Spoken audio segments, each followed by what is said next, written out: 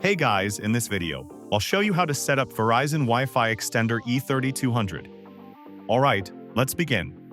First of all, step number 1 is going to be plugging in the Wi-Fi extender into a power outlet next to the Verizon Internet Gateway.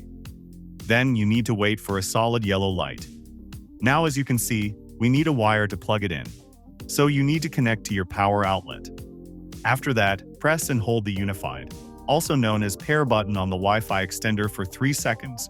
Then press the pair button on the Verizon Internet Gateway within 2 minutes. Both devices will then blink blue while pairing.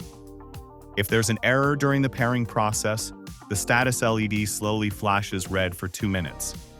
If a solid white or blinking yellow light appears on the Wi-Fi extender, that means it's paired. Next, you need to unplug Wi-Fi extender from the power outlet, and then move it between the Internet Gateway and the weak Wi-Fi coverage area. After that, plug it into a power outlet, and make sure to do this properly so that the indicator flashes the right color. If you see a fast blinking yellow light, move the extender further away from the Internet Gateway. And if you see a slow blinking yellow light, move close to the Internet Gateway. But once the indicator turns white, the setup is complete, and the signal is the way it's supposed to be. Now, the wired internet pairing process is almost identical. Simply connect the Wi-Fi extender to the router via Ethernet cable, and then follow the same procedure as before.